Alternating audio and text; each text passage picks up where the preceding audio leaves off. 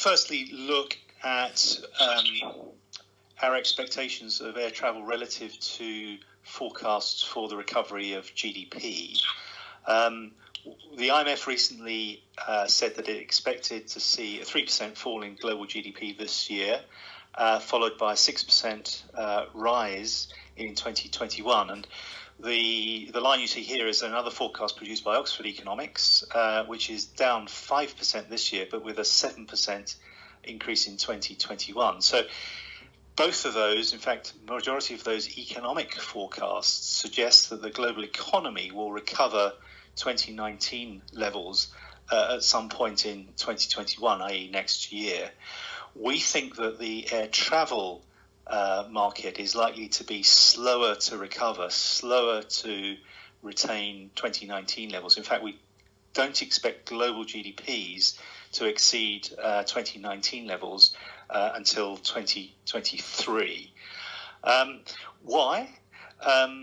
Well, first of all, the GDP forecasts are based very much on a second quarter lockdown, with that lockdown ending during the end of the second quarter and third quarter, which is also a key determinant for travel. But in addition, international air travel is really dependent on a relaxation of travel restrictions. In addition, of course, some of the measures being imposed will increase the inconvenience factor and is likely to depress travel. So first of all, let me have a look at some of the reasons why economists are suggesting that the global economy, outside of the travel and aviation industry, will rebound relatively strongly and, relatively quickly. This is one reason. We've seen unprecedented support from governments in terms of fiscal measures, spending and tax, and also, injecting loans and equity into the economy. And this is for the economy, not just airlines. This is economy-wide. And you can see that some governments have injected, basically more than 1/3 of annual national income. This is an incredible fiscal stimulus, which would certainly support spending once lockdowns end. In addition, central banks have also been, pouring cash into not just the banking system, but also directly into the corporate sector by buying corporate paper and other mechanisms. In fact, if you look at the US Federal Reserve, it shows there that they have actually increased their injections of cash into the US economy by $2.5 trillion in a matter of weeks, really, which is equivalent to 12% of US GDP. So, an unprecedented stimulus. But I think you can see from this next chart, which shows business confidence in the manufacturing and services sectors through the last reading is April, so last month. It shows that, it shows the importance of the lockdowns. So despite that huge injection of cash by governments and central banks, the US and Germany businesses are still, extremely lacking in confidence.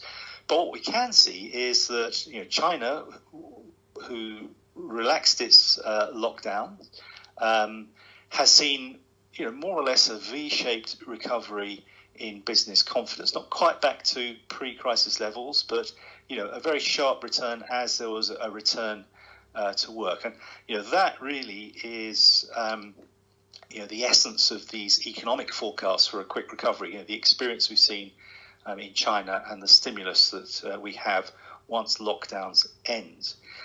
Of course, the additional factor for travel, for air travel, particularly for international travel, are the travel restrictions. And if international borders are to be opened to air travel, what we've seen so far is that this is the last on the list of government measures. And, I think it's clear from this chart that we have yet to see a stabilization of COVID-19, particularly in some key emerging markets. There's much more encouraging trends in a number of developed economies, obviously stabilization in China and a few other places.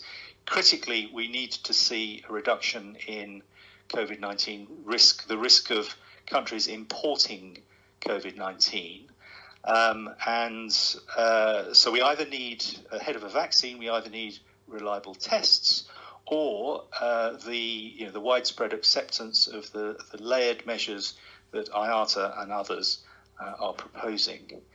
Let me look at what we've seen in travel. And obviously the Chinese domestic market has been open now for a month or so, and we have seen a pickup in travel. This shows domestic flights. But obviously we haven't seen anything near a V-shaped recovery. It's been a relatively slow recovery, even for domestic air travel. It's clearly, I think, going to be the case that air travel will lag the rise in domestic economies because consumers in particular will need to have the confidence and the security in jobs in order to start engaging in discretionary spending. So that's one of the reasons why it's been slower. I think the other conclusion that we have is that we'll see a sharp fall in the average trip length from well over an average of 2,000 kilometres per trip to something almost, between 8 and 9% lower than that. And that's partly because we would expect to see domestic air travel markets opening first and international markets much slower to open, and particularly much slower to open completely. But secondly, also, I think there's likely, at least initially, to be a preference for travellers to travel either in the home market or closer to home. The consequence of this is that RPKs, which are really the sort of key metric for airlines and airline revenues, are likely to be growing more slowly than the rise in passenger numbers. And reflecting that fall in the average distance is this expected profile for domestic RPKs and international RPKs over the next few years. And I think the key point to make here is that domestic markets are expected to recover earlier than international markets because we think they'll open more quickly, because economic factors are going to be more important than obviously on international markets. It will be travel restrictions that will be the key drag. But even on domestic markets, we wouldn't expect to see 2019 levels being exceeded until 2022. And on international markets, because of the delayed opening, the increased hassle, potentially the increased costs that we drew attention to last week, should things like middle seat restrictions be in place, we wouldn't expect to see 2019 levels on international RPKs being exceeded until 2023 or 2024. But what I would say is that longer term, I mean, if we look beyond the next 3 to 5 years, there are still the drivers for the need for more air service to connect cities in the future. And in particular, we see some very populous lower income countries in the so-called emerging markets. And as you can see from this chart, that many, the frequency of the average citizen's trip per year is considerably lower than in the developed economies of France, Germany, and the US on the right. So in the long term, as economies grow, as living standards grow, there are still going to be those drivers that need for air services to connect cities in those emerging markets. But really, just to conclude, we think that COVID's effects on air travel are certainly going to last a number of years, with no quick rebound to 2019 levels, unlike current forecasts for GDP, the wider economy. You see here two scenarios. The blue is our current baseline forecast, but we've also modelled the impact of a setback scenario, based on lockdowns extending into the third quarter, possibly, because of a further wave of infections. But even under the current baseline, as you can see, the level of global RPKs in 2021 is considerably lower than both 2019. In fact, we expect them to be around about 24% lower than 2019 levels. But if you look at that dotted line, which was our previous forecast from October, you can see that compared to expected levels, they're something like 32% below. And there's a risk, should we see a setback with the health controls, there's a risk that in 2021 we could see a rise to a point. There'll certainly be growth next year, but compared to what was expected, it could be 41% lower. And those expected levels are quite important because those are the levels of air travel markets that many of the decisions in the industry on purchasing fleet and other major long-term investments were made. And as you can see, that gap narrows. We are expecting to see growth, but even 5 years out, by 2025, we would expect, certainly at the moment, that the level of global RPKs would be still around about 10% below what had been expected previously. And I will leave it there. Thank you very much. Thank you, Brian. By the way, Brian's presentation will be available shortly after the briefing ends. And now I'd like to turn things over to Alexandre. Alexandre, we're ready for your remarks. Yes, thank you, Perry. Thank you, Brian. Hello, everyone. Brian has outlined the long recovery process for aviation to get started again. We are eager to fly, and we are making proposals to governments in order to be able to do it safely. But just before I take your questions, I would like to highlight two issues. The first is to highlight our opposition to governments introducing quarantine measures for arriving travelers. This week we have seen the UK announce a mandatory 14-day quarantine as part of its plan when easing its lockdown. There are a few details about how long and under what conditions. Similarly, Spain announced a 14-day quarantine measures on arrival that would be in place until at least May 24, and possible longer. But we have to say that international travel cannot restart under such conditions. In a recent survey that we did in 11 markets, we have seen that 84% of travelers said that quarantine measures was one of their top concerns, and 69% essentially said that they would not return to travel under such conditions. Our top priority is to restart this industry safely. We are proposing a series of measures that we believe will give governments the confidence to reopen their borders. It's a risk-based, layered approach to biosecurity that needs to be coordinated globally. That's important. The arriving country must be confident of the procedures in place at the departing airport, and travelers will need the reassurance of common measures.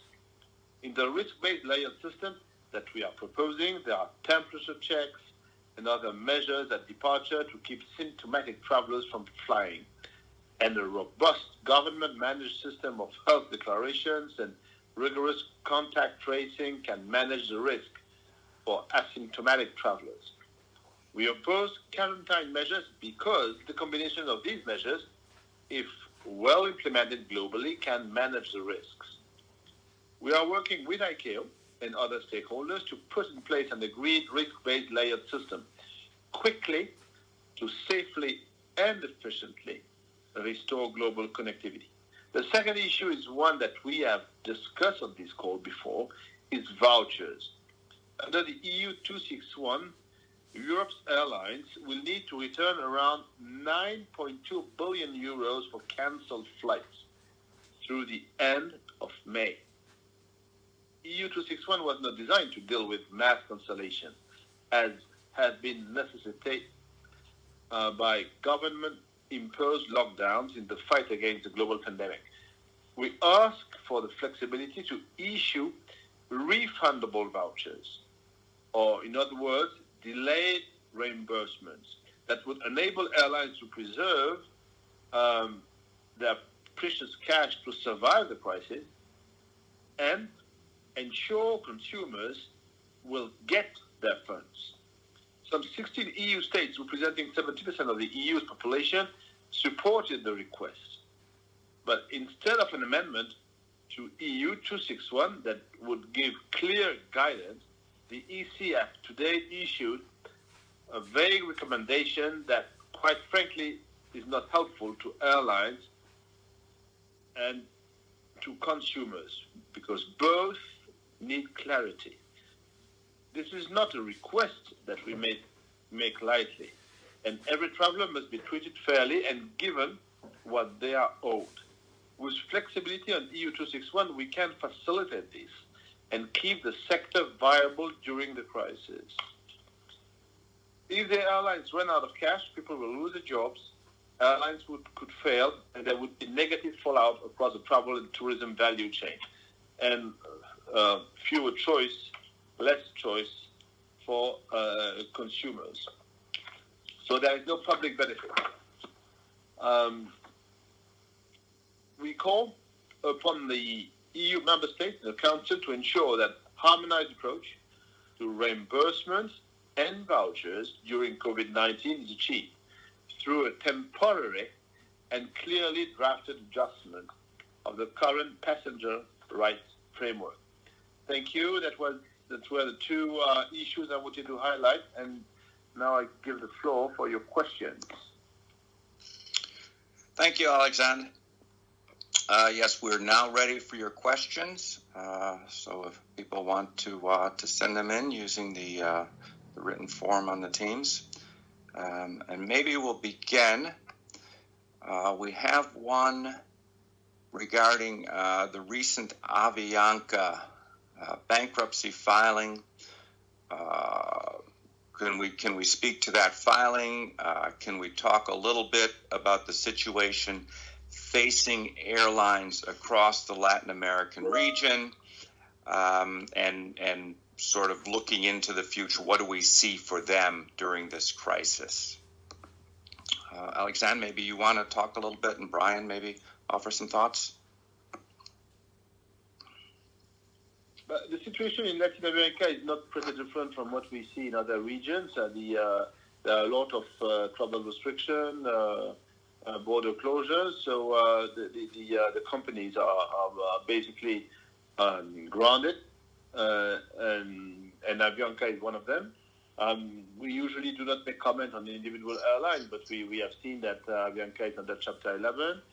And we have also seen that the Colombian government is putting together a rescue plan to support the Colombian air travel. And so we hope that everything will converge, to help the airlines in Colombia and Avianca particularly, and to help them to overcome the crisis. Thank you, Brian. Did you want to talk to the region as well, or are you good? Well, only to add that many Latin American economies are commodity dependent, and one of the things we've seen is a collapse in commodity prices. So that it exacerbates the challenge both to the economies and governments whose borrowing capacity is perhaps more limited than in other economies. So I think we do look at this region with some concern as a result. Clearly, the industry needs support from governments. Great, thanks. We have a question looking at forecasts, specifically forecasts for a return to transatlantic service between North America and Europe. Brian? Sure. Okay. Well, again, that's going to depend really on what we see happening to travel restrictions. We're already seeing an opening up of some domestic markets, and that's clearly going to be the first of air travel markets that will open up. International travel really then depends on governments being willing to accept the inbound passengers and confident that won't create a risk of importing COVID. So, a lot of this depends on agreed protocols to make sure that that risk is absolutely minimised, and it's those protocols that IATA are pushing with ICAO and the WHO. One would think that the European economies, the European nations, and the North American economies, fairly similar, very close on trade. One would hope that those markets would be opened in the near future, but it really does depend on progress in getting governments to agree on these protocols. Great, thank you. We have a couple questions speaking to our proposals for a layered biosecurity approach with reference to the issue of dealing with asymptomatic carriers. In other words, those people who are not displaying symptoms, and how what can be done to address that issue to give states confidence that they could remove entry quarantines, for example. Alexandre? Yes, on that point, it's one of the difficult points that every transportation system or every travel mode will face, is how to deal with the asymptomatic travelers. The only possibility for that is to have a systematic testing system for all passengers, but at this stage, first of all, there are not enough tests available to do that on a large scale, because we would need hundreds of millions of tests. Secondly, they are not fast enough to be done in an effective and efficient way at the airport, for instance, because you have to wait for hours for the result. And thirdly, for those who are fast, they are not, as you know, totally reliable, because they are serologic tests and not PCRs. So it is something that we are considering, but it is not feasible at this stage to ask for a systematic testing in a period of time, in a reasonable period of time. In 4 to 6 months, when the industry will be able, to provide us with enough tests, fast results, and reliable at the right level, that would be probably a recommendation that we would put forward, and that I think government will accept. Up to now, what we think is our multi-layered approach by asking with health declaration, temperature control at the departure, the wearing mask on board, on mandatory, plus all the systems that we have on board for the air condition and airflows, and the way the seating is organized, is minimizing at very, very low level the risk of contamination on board. So that the reason why we think that this multi-layered approach is the right way to deal with this key subject, to avoid contamination on board and to avoid contamination between countries and they're importing the virus. Great, thank you. We have a question for Brian. Brian, your charts show a fairly optimistic outlook for GDP recovery, but pessimistic on the RPK, or demand recovery. Won't the long lag in international air travel hurt trade and therefore economies, so that those countries that maintain quarantines and lockdowns will be disadvantaged economically? I think that's a very good point, and I'm not sure that that's been taken fully into account in some of those economic forecasts. Air transport is really important for helping the economic recovery, particularly international trade. While airlines carry a very small fraction, less than 2% of volume, it's something like 35% of value. And air transport is critical for supporting both e-commerce, but also much of the manufacturing sector. Half of international trade today is in components, and so the global supply chains are served by air transport. And at the moment, air transport is providing a critical lifeline for many of those supply chains. The cargo business, we're talking about the passenger business here, but the cargo business is actually quite strong at the moment. There's some fall in volumes, but not relative to the passenger business. So yes, I do think that that unless we are able to speed up the recovery of air transport through some of the measures Alexandre was saying, there clearly will be some damage to trade and certainly to tourism, which will slow the economic recovery as well as the aviation recovery.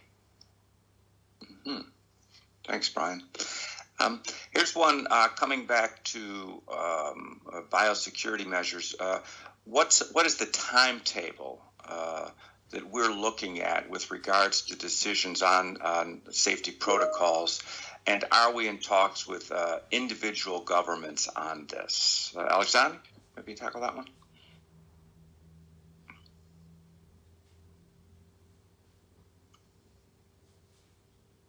Alexandre, are you there? Sorry, I was on mute. We are talks with several governments through two paths. The first one is we are working under the umbrella of the International Civil Aviation Organization, the ICAO, with WHO, with the airport organization, and with some governments, to put together a set of measures that will be applicable everywhere in the world. It's a process that has been launched by ICAO with our support, and we are very active and participating members, drafting measures to propose to government something that would be applicable everywhere and harmonized everywhere in terms of health and health control and safe sanitary control set of measures, plus restart measures, etc. So they should be ready by the end of the month, that the target, and that would be a great achievement. We are using another path. We have contacted 21 states to discuss with them the health control and sanitary check for passengers, and to push the similar set of measures to help to gather their help, their support for implementing this type of measures. So we hope to have something totally converging and applicable by the beginning of June. That would be a major step forward to restart our industry, to unlock all the travel restrictions and travel bans and border closures that are in place. Great, thank you.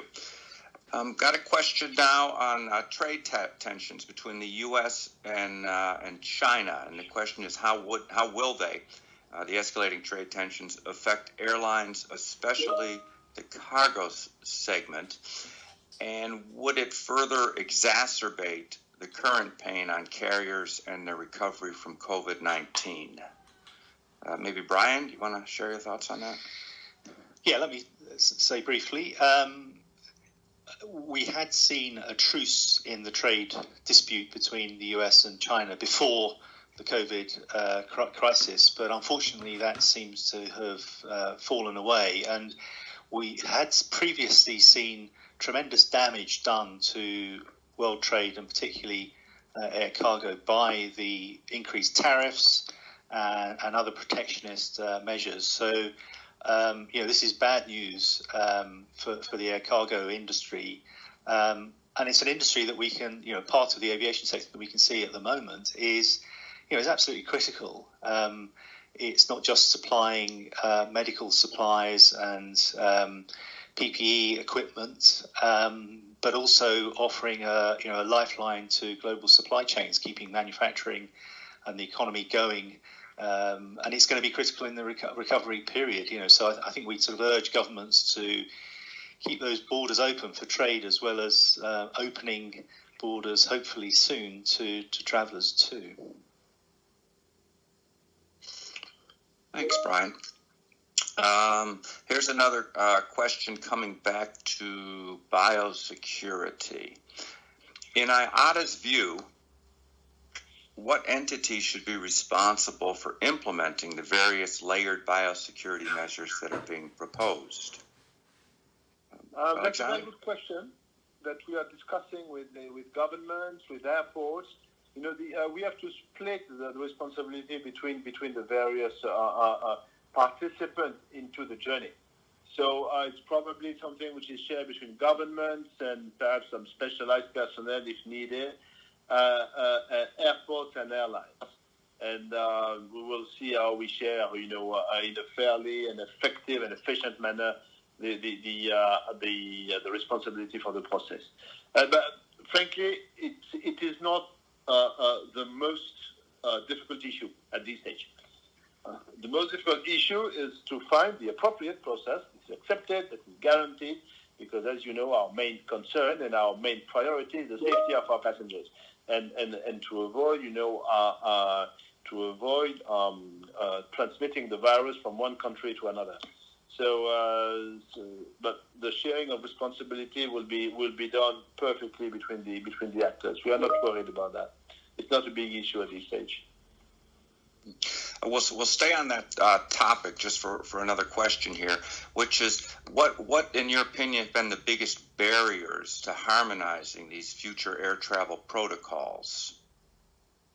But the point is that we don't see so many barriers, because there is first of all, it is something pretty new at this scale, and what we see is a vacuum. Because everybody is looking for a solution. So perhaps the main barrier or the main risk is to see some solutions or some ideas popping up here and there that would be incompatible and unmanageable, and that would prevent an harmonized system to be implemented, or a common system to be implemented with, of course, risk, problems on travel, limitations, etc.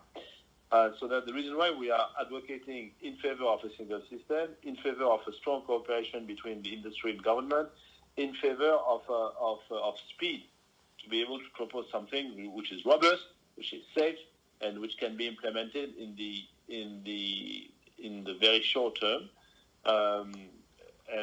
so we'll ensure that the system works effectively and efficiently. So that's the main. That are the main points. And among the measures, that are worrisome, it is the quarantine that I've mentioned in my opening remarks, that some countries are implementing, and frankly, it's a barrier to travel that we think is useless if we implement the robust system we are discussing with government, because this system will prevent the circulation of the virus between countries. And the contamination on board. Great, thank you for that. Turn back, Brian. question, airlines in Africa were already under severe financial strain. So what's our outlook for the that region in particular? Well, we've not yet published figures for individual regions, certainly in terms of the financial performance of airlines. But I think it's quite right that we saw African airlines in particular, starting the year in the most case in a pretty weak financial condition. And of course, now they're being hit by the loss of revenues because of border closures and the growth of COVID-19. And in addition to that, many African economies are also commodity dependent, and that's going to hamper their economies. So, we think that there's a need for aid from multilateral institutions like the World Bank, as well as the resources of the African governments, which are, unfortunately, going to be more limited than elsewhere. So maybe we have a follow-up on that, which is, have we received any positive response to the united call that was made on African governments and aid organizations to support the travel and tourism industry? Anything new to report there since we're... Well, but some international bodies have been very open to our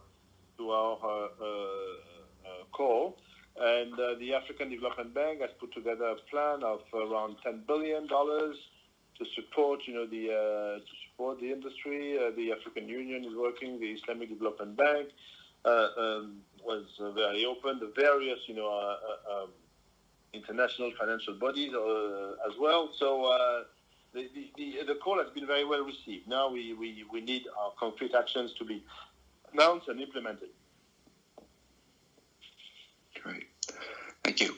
A question on our IATA's view on the so-called travel bubbles between countries like Australia and New Zealand, the Baltic states, and others. Is it a valid short-term solution?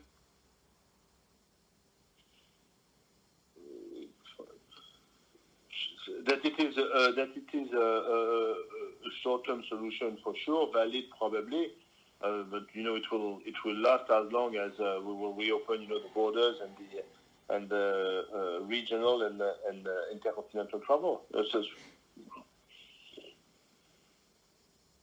Great, thank you. Question. I'm sorry, I didn't mean to cut you off. No, please. No problem. Question about our position on in-flight social distancing, physical distancing, the so-called middle seat empty. Our views on that. Would it be effective, etc.? The middle seat, the emptiness of the middle seat. Right. We have in our last conference, Brian has commented on the economic impact of neutralizing the middle seat. So you could refer to that study. Basically, it showed that either it's impossible to fly because we are below the break-even load factor, or we will have to increase the fares by at least 45%, 45 to 55, and up to 100% when we talk about regional jets or long-haul travel. So that is the economic impact. Additionally, what we say is that if we have a multi-layer approach with the controls we have mentioned, the equipment, mandatory equipment that we have also mentioned, neutralizing the middle seat is not adding any additional health safety. So considering the economic impact, plus the fact that it doesn't add any additional safety, we say that we do not recommend, and we strongly oppose, the neutralization of the middle seat. So that leads to another question, which is if we are recommending that face masks be made mandatory for passengers. The question about, does that mean no meals and drinks served? That's the question we are discussing. There are a few solutions. The one that is mentioned, so nothing served, which is not obvious when you have when you extend the duration of the trip, of course. And secondly, we can also explore the prepackaged food that will be distributed, limiting contact and the risk of contamination on board due to this distribution of food. So could be also the another possibility. Thank you. Question on vouchers. How much, or could the decision in the EU on vouchers, which I guess so far we've seen a sort of non-action from the EC, could it speed up the consolidation process in the airline industry in the EU? I think that means I think the question means if there is no action on vouchers by the EC, would we expect to see the consolidation process sped up there? You want to answer, Brian? Or you? Okay. Yes, I think it will. There's over €9 billion worth of potential refunds at the moment, and I think the industry is asking to give the opportunity for giving passengers the choice. It's clearly a big drain on cash flow on top of the the unavoidable fixed costs that airlines are having to pay. So in the absence of additional government support, I think this would point to the likelihood of more failures or consolidation in other ways. Great. Thanks, Brian. We're going to stay in the EU for this question. The question is, do we see a realistic chance that the EU as a community at least will approve some common standards of health checks? For the time being, it looks uncoordinated and confusing. I think that's references to the different measures that are being imposed by the different member states. Alexandre, you want to talk to that? No, it's likely to happen. I think. First of all, the EU has delegated, the EU institutions are delegated to EASA, the responsibility to define the appropriate framework. So it's a common institution of Europe. Secondly, despite the fact that we see some measures that are implemented here and there that are not converging, there are also a strong will coming from several states to cooperate and to have a common approach. So our best guess is that there will be a common approach, at least within the Schengen area, including perhaps the UK, hopefully. Okay. And then one more question in the EU, which is, were we disappointed by the wider statement made by the EU today on how to open borders? Would we have liked to have better guidance? Or perhaps that means firmer guidance. But the answer is, the more precise the guidance is,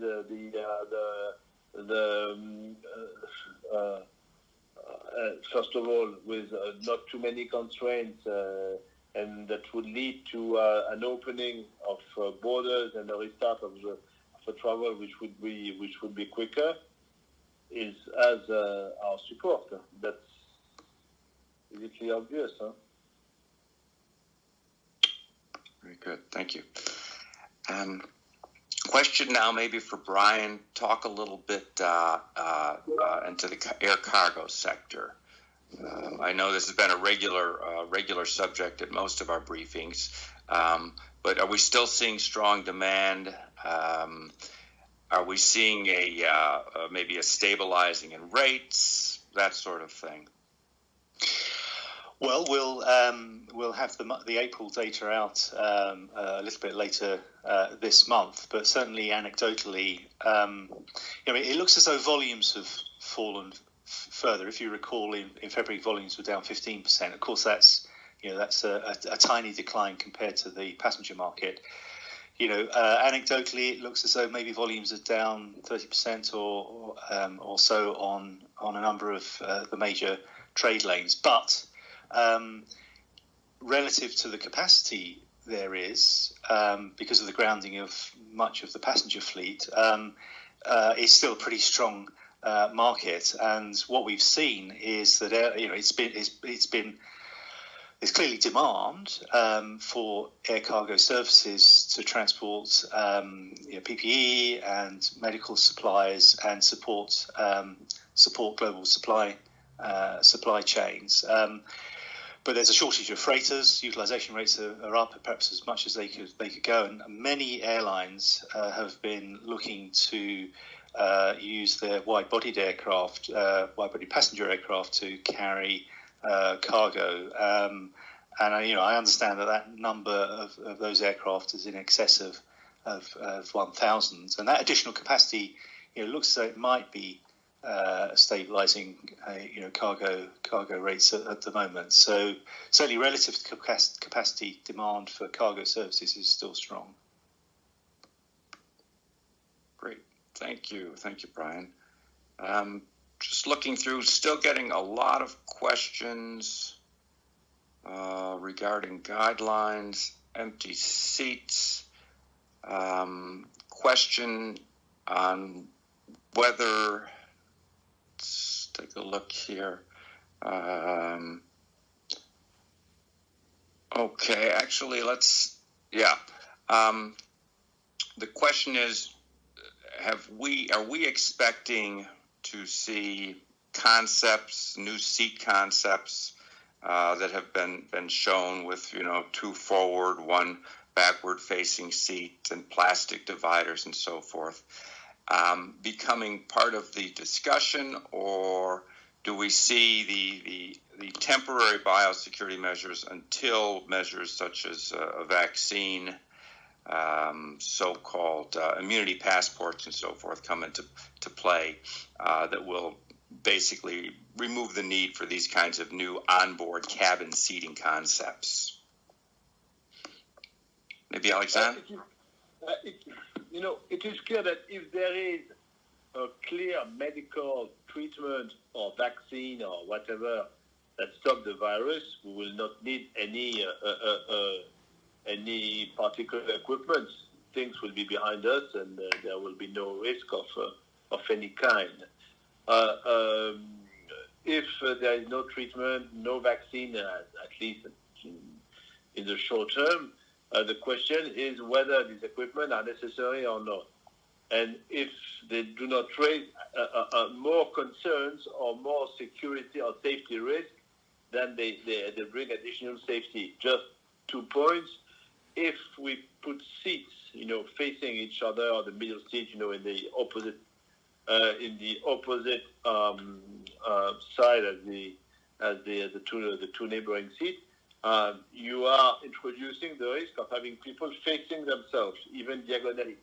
And in our studies, the fact that nobody is facing each other because you are sitting behind a row of seats is a plus in terms of no contamination.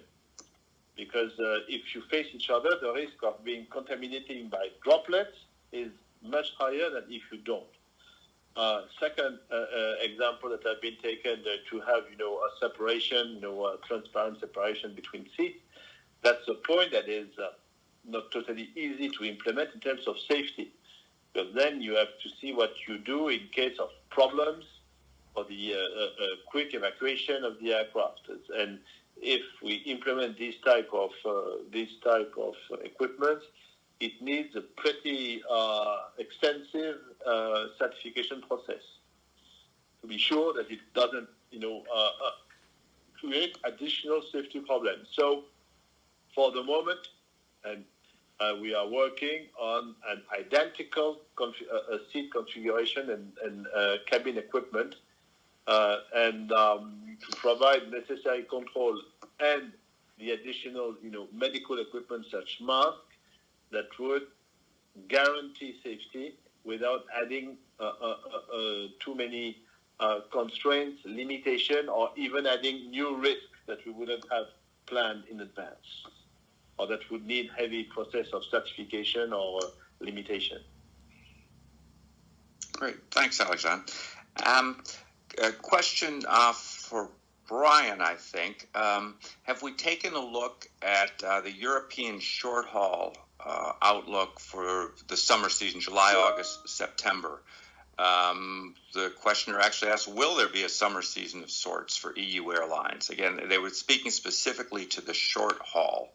And then a quick follow-up, then questions about the German market and I guess the German economy and how that looks. So two kind of questions there.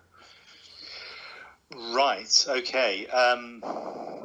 I think it really is all dependent on travel restrictions. The extent to which we can get a coordinated approach within Europe agreed in time for such an opening, then obviously that raises the chance of increased traffic. I think what is likely to be strong is VFR traffic, and obviously we're seeing that between some of the Eastern European countries and Western Europe.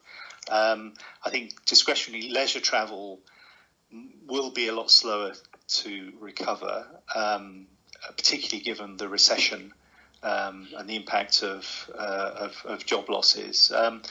But there is, we did have a look a couple of weeks ago at the impact of the recession alone, and it's clear that there's a huge amount of pent up travel. There's a huge amount of travel that has been stopped just because of the travel restrictions, rather than the impact of weak incomes or weak confidence. So, should agreements be put in place to allow a relaxation of travel restrictions, I'd expect to see, some decent increase, at least in VFR traffic. Great, thank you, Brian. Question on vouchers. If we're calling for vouchers to be extended to EU airlines, would we support a restriction for a period of time on share buybacks and executive bonuses for those airlines that were able to take advantage of a change to Clause 61? I guess this is the equivalent as to what was put into U.S. legislation in the financial aid package, payroll support that U.S. airlines received earlier this spring. So again, would we support a restriction such as that for European airlines? Alexandre? It's something that we leave to the individual states when they put together their bailout or their support plan. We have no particular position in favor or against this type of request. On the link that would be established between the use of vouchers and the restriction in salaries or in bonus, I think that the link is a bit remote, which is not necessarily the case of the one between strong government support and some limitation on salaries or dividends or bonuses. For the vouchers, it's a bit remote, I think.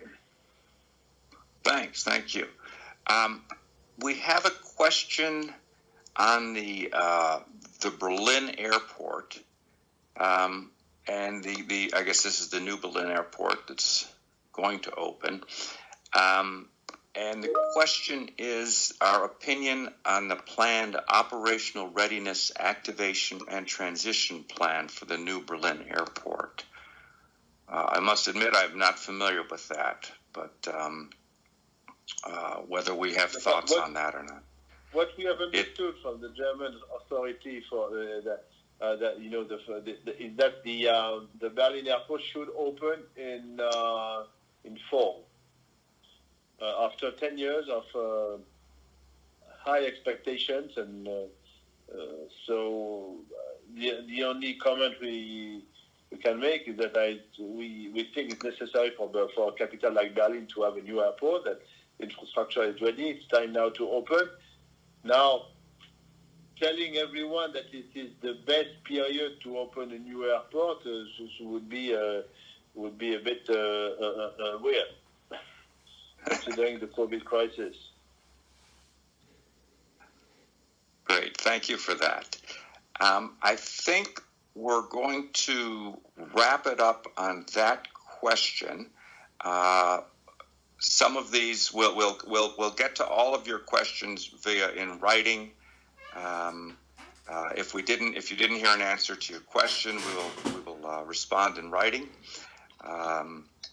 But meanwhile, I would like to thank Alexandre and Brian for the presentations today. And again, we will be Brian's presentation will be available along with Mr. Juniac's remarks in a news release shortly after this briefing concludes.